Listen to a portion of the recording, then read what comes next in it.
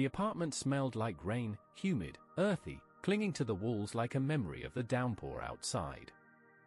Water dripped softly from the edge of the windowsill, leaving dark trails against the glass as the distant rumble of thunder echoed over the city skyline.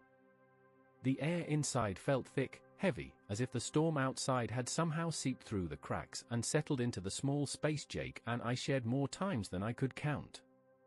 I had spent the last hour convincing myself that this was nothing. Just another night. Just another favor for my best friend. But my pulse told a different story. Jake groaned from the couch, shifting uncomfortably under the weight of his fever. His usually sharp blue eyes were hazy, his face still flushed from the lingering heat in his body. Damp strands of his dark brown hair curled slightly against his forehead, sticking to his skin in a way that made him look vulnerable in a way I wasn't used to seeing. It unsettled me. Not because he was sick, but because, for the first time, I allowed myself to notice how he looked when his guard was down. "Man, I feel like absolute shit," he muttered, voice raspy. He stretched an arm over his eyes, letting out a heavy breath. I glanced over from the kitchen, where I was pouring tea into a mug. "You should take a shower," I said, keeping my voice casual, pretending like the thought of helping him hadn't already crossed my mind more than once. He rolled his head to the side, cracking one eye open. "Yeah? And collapsed like an idiot in there?" I smirked. "Wouldn't be the first time." He grumbled, but didn't argue. Normally, Jake was all stubborn confidence, the type of guy who never let anyone take care of him. But tonight, he just looked tired. Defeated. The sight of it did something strange to me. I expected him to drag himself up and shuffle to the bathroom, but instead, he just groaned again. "Dude, I can barely stand right now. I swear if I even try, I'll just end up cracking my skull." And that's how it started. I hesitated, rolling my tongue over my teeth. "You want me to help?" Jake didn't even blink before saying, "Yeah, man. Please." I told myself it wasn't a big deal. It wasn't weird. We were best friends. He needed help. I could handle this. But the second my hands touched him, I knew I was wrong. Helping Jake to the bathroom was supposed to be the easy part. I had done it before, back in college, when he'd had one too many drinks, or last year when he sprained his ankle trying to prove he could still dunk a basketball. But this was different. His arm slung over my shoulders, the weight of him pressing into my side as I guided him toward the bathroom. His skin was hot, feverish, and every shift of his body against mine sent a strange awareness trickling down my spine. "All right, let's get this over with," I muttered, reaching for the hem of his damp t-shirt. Jake smirked, his voice still rough with exhaustion. "At least buy me dinner first." I rolled my eyes, but my fingers didn't stop. His shirt peeled away from his body, revealing the lean muscles beneath, his skin glistening slightly from sweat. It wasn't like I hadn't seen him shirtless before. But this felt different. Because this time, I had to touch him. I swallowed hard. "Don't make it weird." "Pants too," I said, keeping my voice steady. He let out a dramatic sigh but obeyed, shimmying out of them with sluggish movements, his fever making him clumsier than usual. I tried not to look, keeping my eyes firmly fixed on the shower as I reached to turn the water on. "All right, think you can handle the rest?" I asked, stepping back. Jake wobbled slightly on his feet, one hand gripping the edge of the sink. His lips pressed together. "Not a chance." I exhaled slowly, resisting the urge to run a hand through my hair. This was a bad idea. But I stepped closer anyway. His gaze flicked to mine, something unreadable in his expression. "Dude, you don't have to." "I got it," I said, cutting him off. I helped him into the shower, one hand on his arm, the other steadying his back. The second the water hit his skin, he let out a groan, tilting his head back under the stream. "God, that feels good." I forced myself to focus on practical things. Get him washed, get him to bed, forget this ever happened. But then he swayed slightly, catching my wrist for balance. His fingers curled around my skin, warm, damp, and I felt it, the shift. Jake didn't let go. And I didn't pull away. The bathroom was full of steam, curling against the mirror, blurring the edges of reality. The sound of the shower filled the space, a steady rhythm against tile and skin. Jake stood under the water, head tilted back, eyes closed, letting the warmth soak into his feverish body. His breathing had evened out a little, his muscles less tense. I should have left the room. He was stable now, standing on his own, and yet, I hesitated. Pass me the shampoo? His voice was quieter now, almost drowsy. I grabbed the bottle and handed it to him, expecting him to take it. But he just turned his head slightly, cracking one eye open. Dude, he murmured, lips quirking in something close to a smirk, I can barely stand. Help me out? Something in my chest tightened. This is fine. It's just shampoo. I squeezed some into my palm and stepped closer. His hair was damp, the strands soft between my fingers as I worked the shampoo through them. My movements were slow, careful, maybe too careful. Jake made a quiet noise, somewhere between a sigh and a hum, and something about it sent warmth prickling along my spine.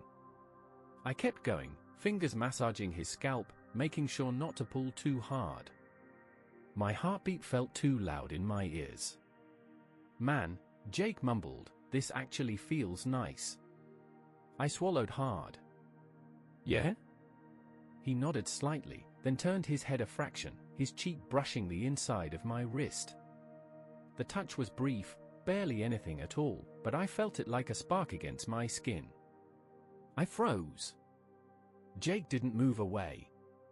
His breathing had slowed, his body completely relaxed under my touch, and for a second, a split, fragile second, it felt like something had shifted between us. I should have pulled back. Let go. Stepped away. But I didn't. And neither did he.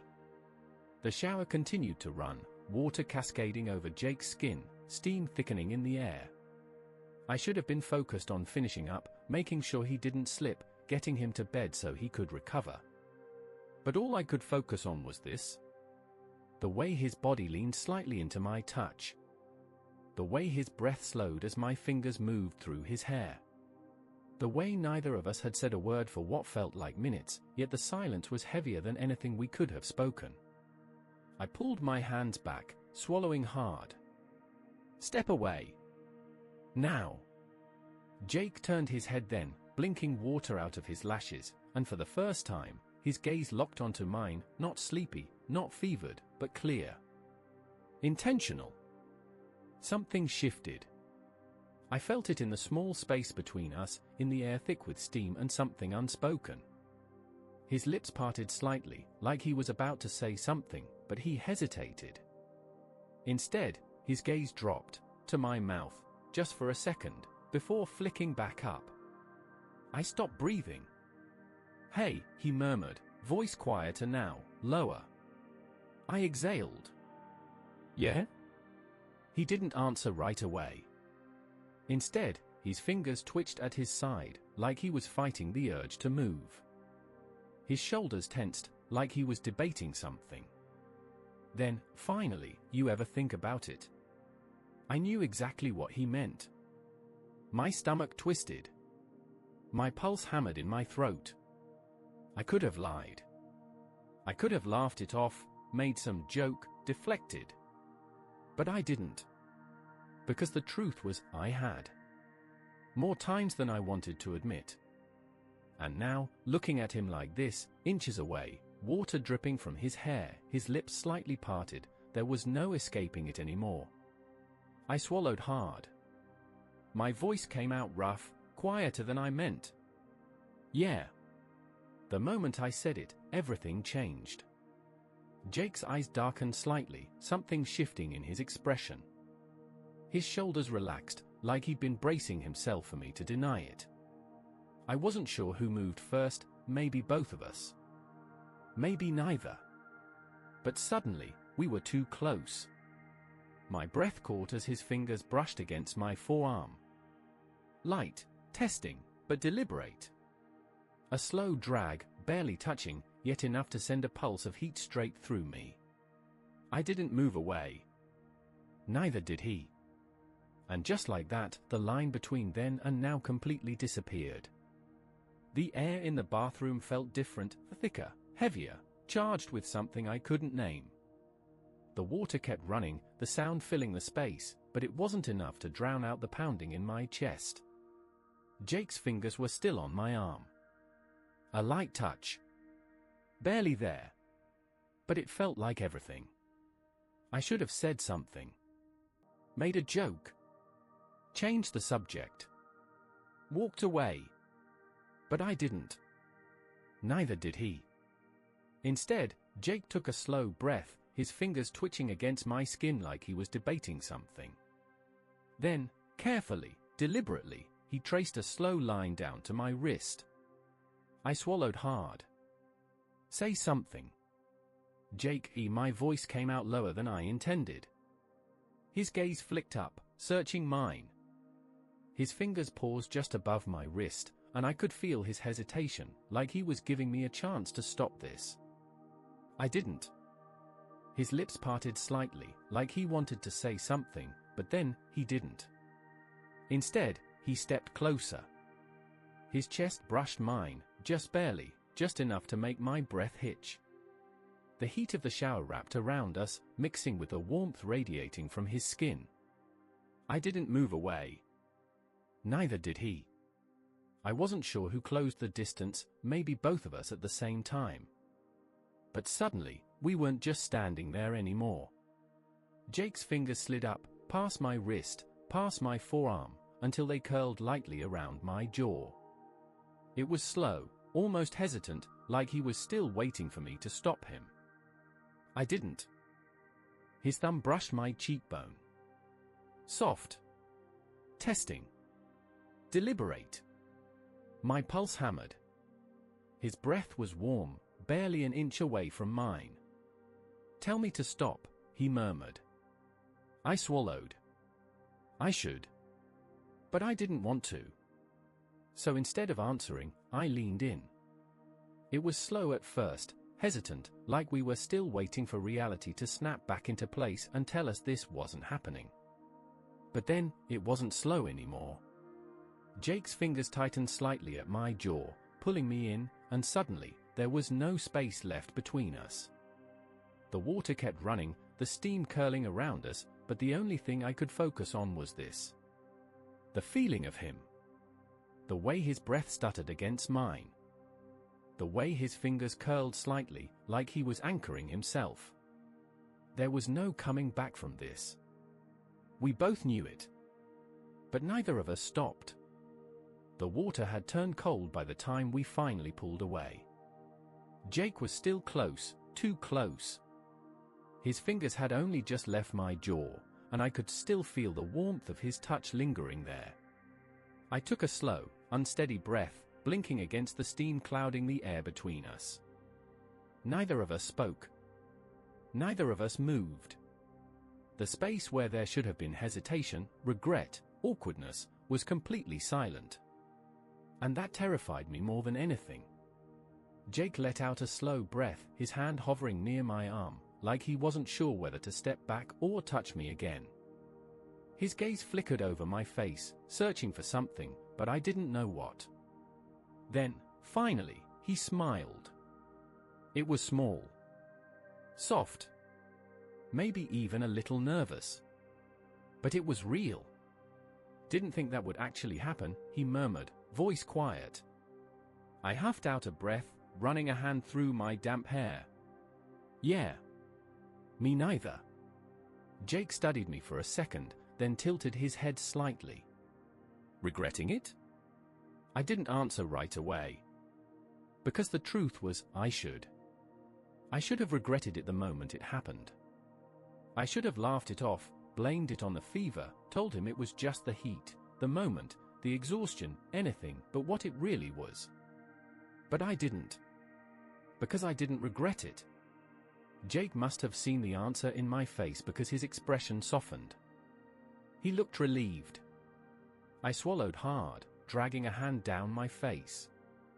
This is complicated. His lips twitched. Yeah? Feels pretty simple to me. I shot him a look, but he only grinned wider. Then, finally, he stepped back. Not far, just enough to give me space. Enough to let the reality of the moment settle. Let's get out of here, he said, reaching for a towel. I'm not trying to die of hypothermia after all that. I let out a quiet laugh, shaking my head. Of course he'd act like this wasn't a big deal.